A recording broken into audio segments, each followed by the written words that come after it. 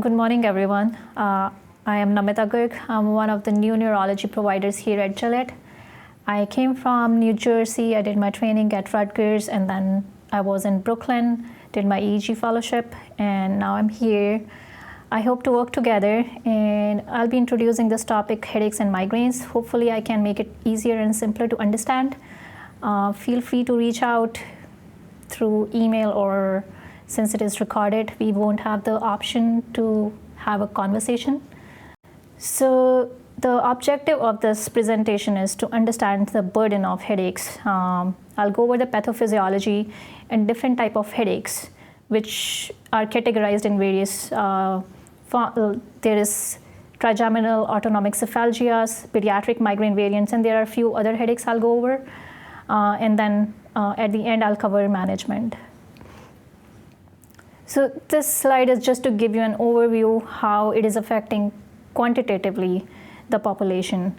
It affects 12% of the US population. More than 37 million people suffer from migraines, and 2 to 3 million people are chronic. More than 11 million people blame migraines for causing moderate to severe disability.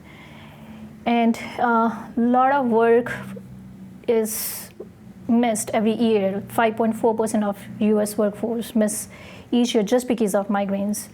It's one of most common cause for school absence. 25 million work or school days are missed each year due to migraine. So this is huge. And this slide is a little busy, but it's just to give you an idea on how it affects the quality of life. There was a Canadian survey done for 994 migraine sufferers, where how it is affecting their relationships, how they get easily annoyed, they are not able to enjoy vacation or be with their loved ones. And this is to show how the people living with the migraine sufferers get affected too, and just how they avoid making any plans for vacation, or they have argument, and yeah. So it's just to give you an overview how it affects the quality of life. So peak prevalence of migraines is during most productive work years. Women are more affected. More than 25% experience migraines between 30 to 49 years of age. And for men, it's more than 8%. Those with migraines suffer a median of 12 migraines attack per year. 25% tend to have more than 2 attacks per month. Moving on to pathophysiology of migraines, it's multifactorial, disabling recurrent hereditary neurovascular headache disorder with dysfunction of cerebral nerves and blood vessels. It has strong genetic predisposition. More than 70% of migraine sufferers have a family history. So this is more of an outdated theory, vascular theory of migraine. Now it's more believed to be, I'll go over the more updated one too. This is just showing the aura phase was believed to be due to spasm of cerebral arteries, and the headache phase is more due to vasodilatation of cerebral arteries. And I'll go over this table.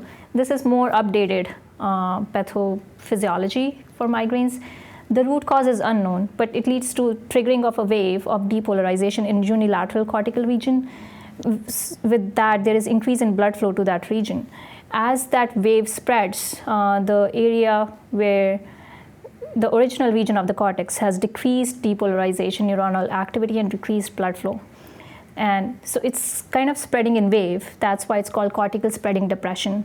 And it creates aura via unknown mechanism, but the speed of depolarization wave correlates with the rate that the aura march across the body. Like expanding scotomas or spreading paresthesias from hand, face, arm, and face. If this depolarizing wave goes over the axons of trigeminal nerve, these axons will release the neuropeptides like CGRP, serotonin, neurokinin, substance P. And when they go over the dural blood vessels, that leads to peripheral sensitization, and which leads to unilateral throbbing headache.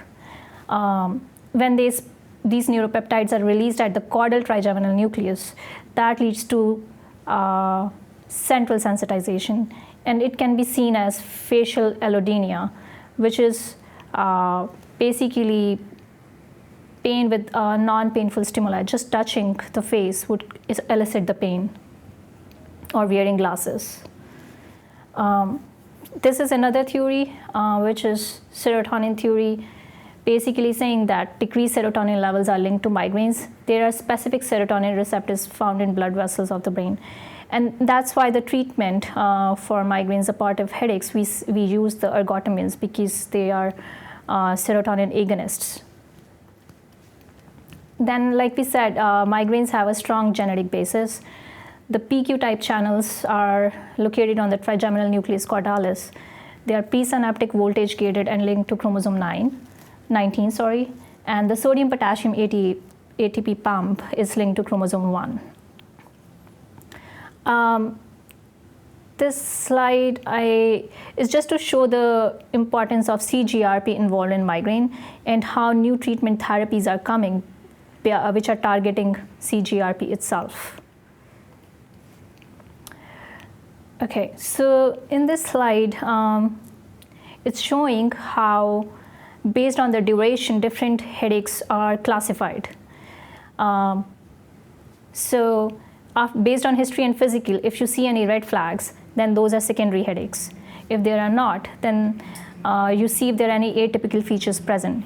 If there are, then they still go to secondary headache classification. And if not, then you divide it if they are less than 15 days per month or more than 15 days per month. So if it's less than 15 days per month, let's say, then you have to classify whether they are less than 4 hours of duration or more than 4 hours of duration. If it is more than 4 hours, you see if there are migraine features, which we will go over in next few slides. If there are present migraine features, then that's more classified as episodic migraines, and if not, then those are more episodic tension type headaches. And if they are less than 4 hours in duration, then you look if there's any annual occurrence. Basically, they are occurring every year. And if they are, then they are more episodic cluster headaches. If not, then they are more paroxysmal hemicrania. And there is more ways to go over diagnose paroxysmal hemicrania. I'll go over that in next slides. And so this was if the headaches are less than 15 days per month. How about if they are more than 15 days per month? Then again, you look if they are less than 4 hours or more than 4 hours. If they are more than 4 hours, if the migraine features are, then you look if the migraine features are present. If yes, then you see if they are side locked, which means are they occurring only on one side? If they are, then you have to see if they are responding to endomethacin, and which is Motrin basically. And if they are, then that's hemicrania continua. That itself is diagnostic for hemicrania continua. And if not, then they are more chronic migraines. And the other thing to remember is if there is a clear-cut onset, then that's pointing more towards new daily persistent headaches. Otherwise, they are more chronic migraines. Then if these headaches are less than 4 hours in duration, then you have to look if there are any pain-free periods between the headaches itself. If there are not, then they are more hemicrania continua type. And if yes, then you have to look if there's any circadian occurrence with them. If yes, then that's more cluster headaches. If not, then there are more Sankt and Suna headaches. Okay, so this slide is showing the diagnostic criteria for migraines without aura. You need to have more than 5 episodes. Duration is 4 to 72 hours. Out of these 4, 2 have to be present. They increase with activity, moderate to severe in intensity, pulsatile at some point, and there will be accompanying visual complaints.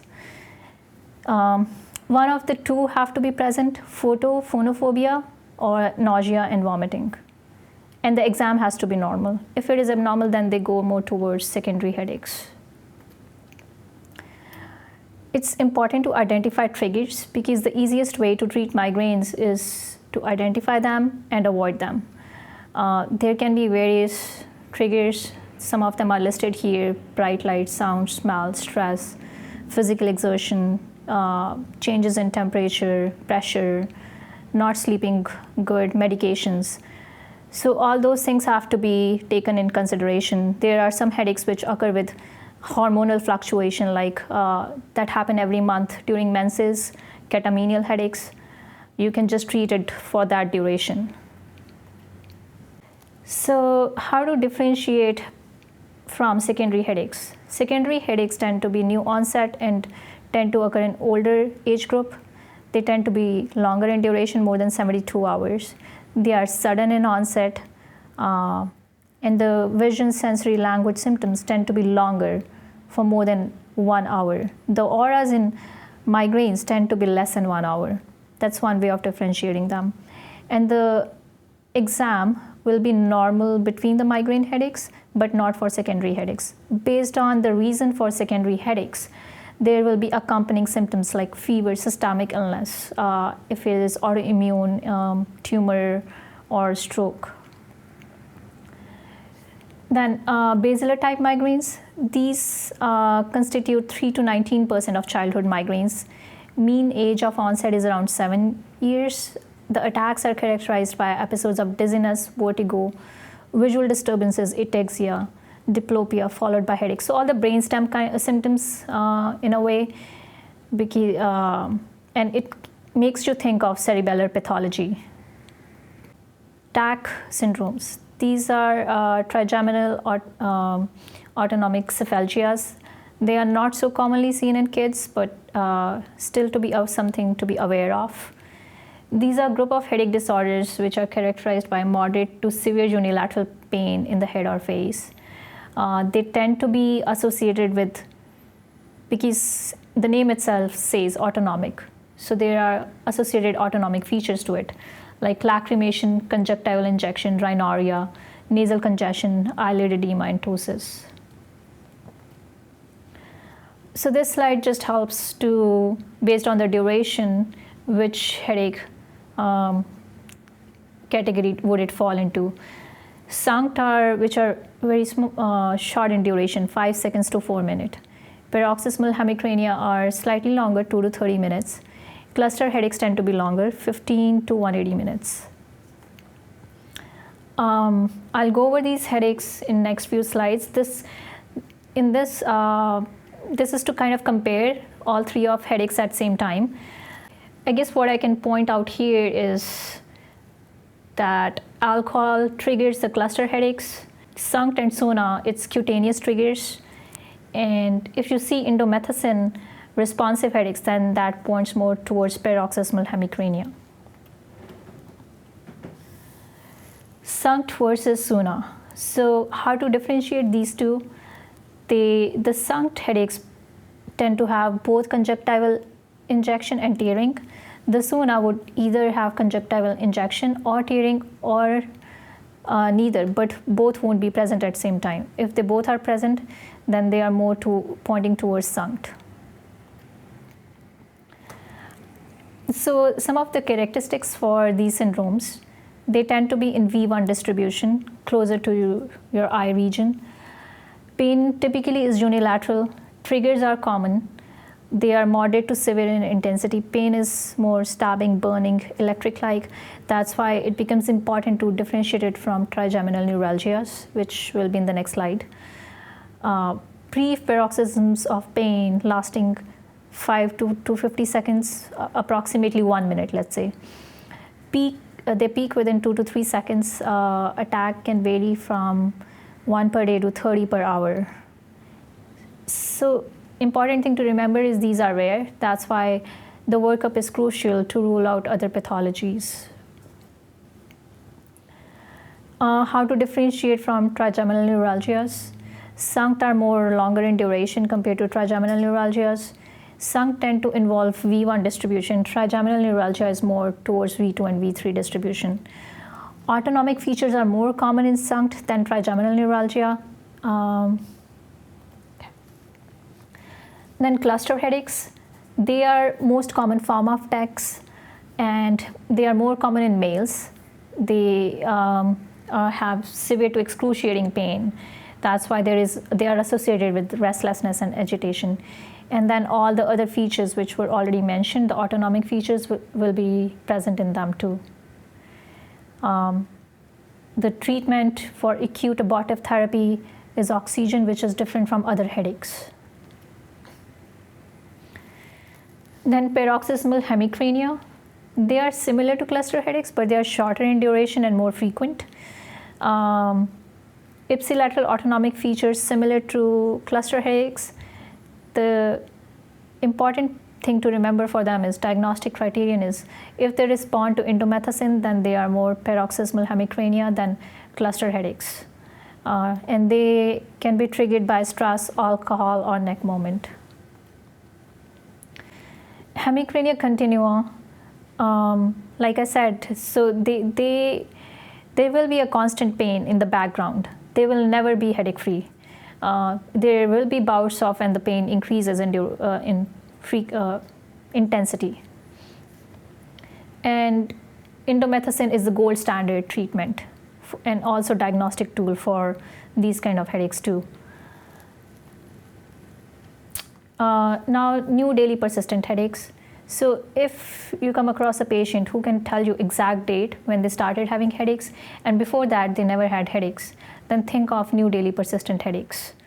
They may be related to viruses, has not been proven, most likely in particular EBV has been speculated.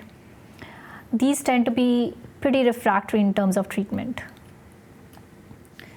Medication overuse headaches. So these tend to happen when someone is getting a lot of headaches, almost more than 15 days per month.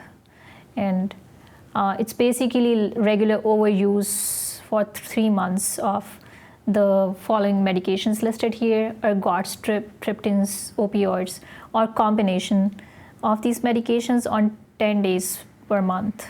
The important thing for these headaches is to realize that patient is not overusing the medications. So when a patient comes to you with headache,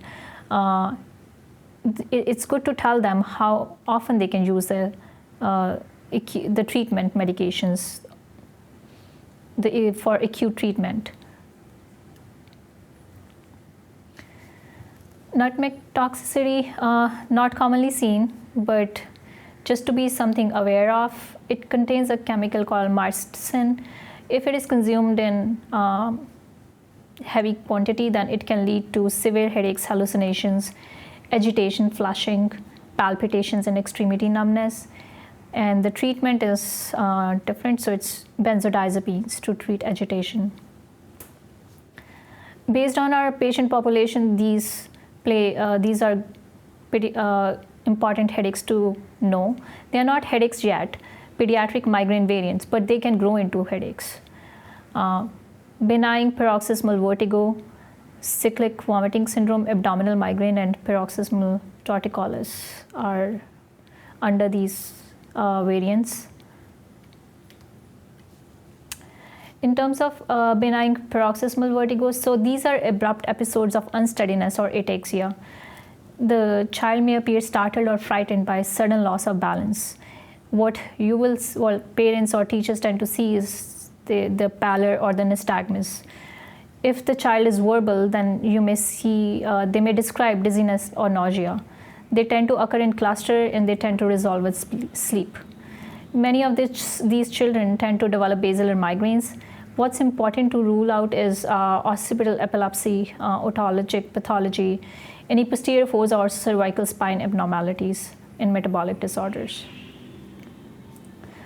Cyclical vomiting syndrome. These are recurrent episodes of severe vomiting with intervening wellness. These episodes occur on regular, often unpredictable basis every 2 to 4 weeks, lasting for 1 to 2 days, and they tend to occur in early morning hours. They tend to occur around age 5, almost equal in boys and girls. Normally, they are diagnosed around age 8, and they tend to outgrow the symptoms by age 10. Mainstay for acute treatment is like you treat any vomiting patient, aggressive hydration, sedation, antiemetic agent. Hydration is essential, And antiemetics, here are various options that can be used based on the weight: ondansetron, promethazine, metoclopramide. And to ease the anxiety and help them sleep, benzodiazepines can be used. Use of sumatriptan is also growing in these patients. So these can be pretty disabling, and initiation of migraine prophylaxis should be strongly recommended in these patients. Various options, so these are the same options that you use for migraine headaches. The only difference is cyproheptadine is used in kids more often, and then other options are amitriptyline, Depakote, topiramate, propranolol, or CCBs. The only thing I'll point out in this slide is the vomiting during attacks occur at least 5 times per hour for at least 1 hour, and between the attacks they are symptom free.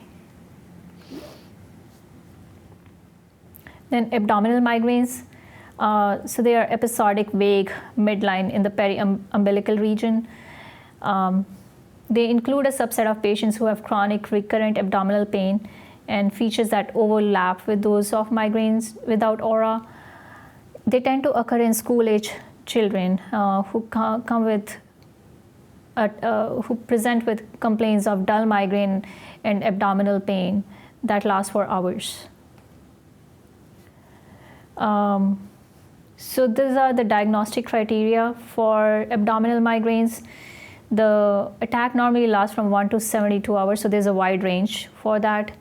And they are midline in location, dull, moderate or severe in intensity. All these 3 features have to be present. Then either 2 of these have to be present: anorexia, nausea, vomiting, or pallor. And they should not be attributed to any other disorder. So they have to be worked up before labeling it as abdominal migraine for other pathologies. Then benign paroxysmal torticollis.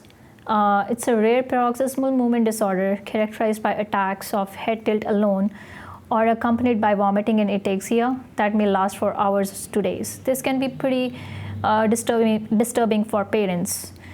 So it's important to be mindful about these ones. Attacks manifest first during infancy, around 2 to 8 months of age. It's slightly an early onset variant of basilar migraines.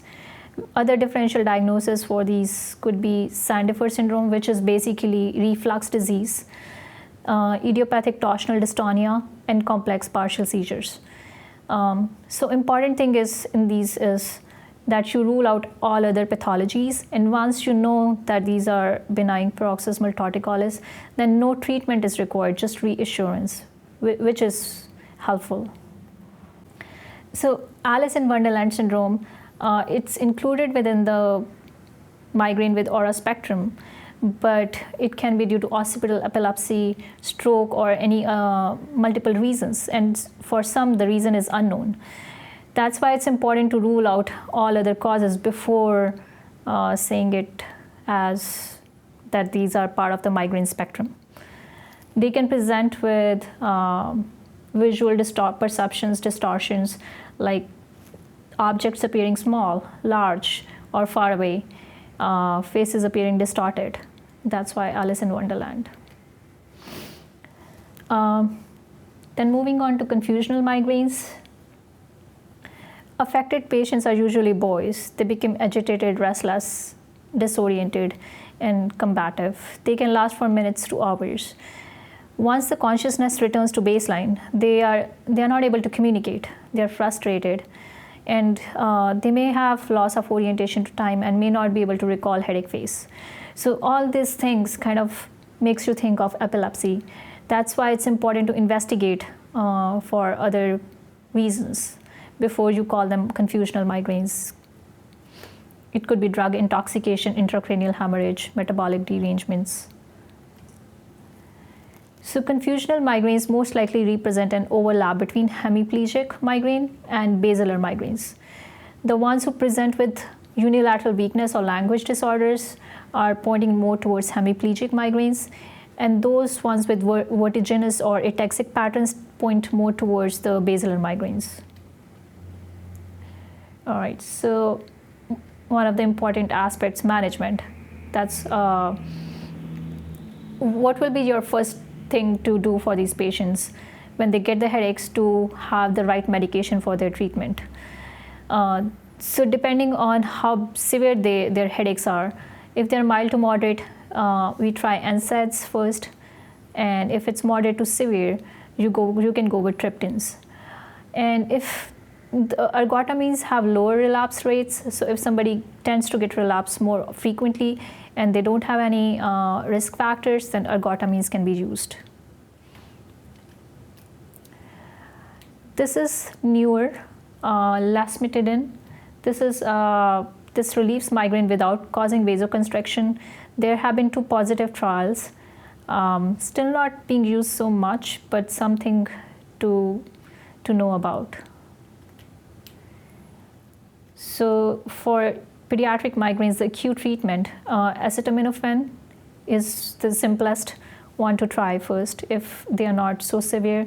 If they are more severe, then I would go for ibuprofen and naproxen. I tend to not go towards ergots and the sumatriptan, zolmitriptan drugs, but if needed, they can be used. Apart from the acute treatment, the educating the patient is very important. It's important to know when to take the medication. It should be taken right at the onset of headache, because once the wave of depolarization begins, there is phase of no return. So if you even take the medication afterwards, it's not going to help. And you have to take the appropriate dose. Underdosing won't help either. Have the medicine available at the location where the headaches tend to happen more often, like school. Avoid analgesic overuse. So you have to make them aware that they shouldn't be used for more than 3 to 5 doses per week. Next question to ask is when to start the treatment, or when to start prophylactic treatment. If they tend to get recurrent migraines which interfere with their quality of life, with their basic ADLs, and frequent headaches more than 2 per week or more than 8 per month, and there is a pattern of increasing attack over a period of time. And if they already failed the acute treatment or there is contraindication to them, sometimes patient preference is there too. They don't want to deal with headaches and they want to go directly to prophylaxis. So in those cases, prophylaxis can be tried too. Or if there are any uncommon migraine conditions like hemiplegic migraine, those can be pretty disabling. You don't want them to have them. In those cases, I'll go with the prophylaxis sooner than later. What treatment to start? We start with the treatment with the highest level of evidence-based efficacy with the lowest effective dose, and also based on what side effects patient wants to tolerate. Every medication comes with some side effects. You have to make aware which medication has what side effects, and also based on patient profile. If a patient has asthma, you don't want to use propranolol in them. If a patient is on heavier side, you don't want to use Depakote because it causes weight gain. And the medications have to be increased slowly, and every drug has to be given at least 2 to 3 months before calling it off. Treatment of relapse. So relapse is basically when a patient have another headache even before the first headache has resolved completely. So the drug can be repeated, same drug can be repeated within 2 hours, like naproxen or tolfenamic acid. Patients who consistently experience relapse, in those patients, like I said, triptans tend to have lower relapse rate. So for those ones, you can use triptans, and these are all the triptans listed here. So in terms of prophylaxis, cyproheptadine is preferred in pediatric population, but based on the side effects tolerated, we can use Topomax, Depakote, and gabapentin. If a patient has accompanying depression, then amitriptyline is a good choice. And NSAIDs still can be used, though not so much for prophylaxis. They are more for acute treatment. And CCBs, verapamil is another choice. Propranolol can be a good choice with someone who has accompanying tremors too. What is new for migraine prevention? Like I mentioned before, CGRP is one of the main targets for the newer treatments. So these are adalimumab, fremanezumab, and there are CGRP antagonist GPANs. Also, we shouldn't forget the importance of biobehavioral therapies, how to relax, and maybe there is something underlying stress going on, so cognitive behavioral therapy, guided imagery, and then, like I said, identifying the triggers and trying to avoid those. And also magnesium, hydration, those are important ones too. Normally when I see a patient with migraine headaches, if they are not so severe, I would try to go with magnesium, vitamin B6 first, and then more go towards pharmacological treatment itself. So you have to gauge, it varies from patient to patient. So in summary, migraines can be quite disabling. Although many medications are available, but there is lack of efficacy, side effects, and they tend to have comorbidities which can be like more depression, stress, and they tend to make it more difficult to manage these headaches. There is new hope with these new medications which were mentioned, because they are better tolerated with less side effects, and they have more specific mechanisms. Thanks for listening and your attention. If there are any questions or any feedback, please feel free to reach out at cme@gillettechildrens.com, and I look forward to partner and work with you in future. Thank you.